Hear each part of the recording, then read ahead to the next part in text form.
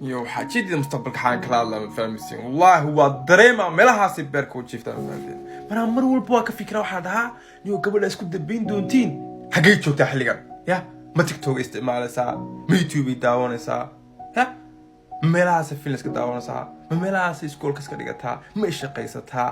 mise waxa way wada samaysaa ana mar walba waxa isweydiiyaa gabadha mustaqbalka halkee joogtaa ya halkee beerka u jiiftaa mar walba isweydiiyaa sababtoo ah waa ogahay mida isku dhamaan doonaa oo isku dul gaboobina waa huba 78 wax xidhana insha Allah halka dhanka da'dade waa isku dhamaana waa ku dhaay ya mid had afar kuma wada shan kuma wada mid baan ku faano niyo mar walba ka fikraa mustaqbalkaas ma faanti marka gabadha mustaqbalka waxa kulii oo ku soo socdaa anu cagaagana ku soo socdaa kaba ala xiliyaba macaantooy oo ku soo socdaa laakiin iska dul qaado intii ka badneed baa dul qaateen intan yare hadhay iska dul qaado wallahi billahi ya isku dhamaan ana balanka qaadabe dul qaada le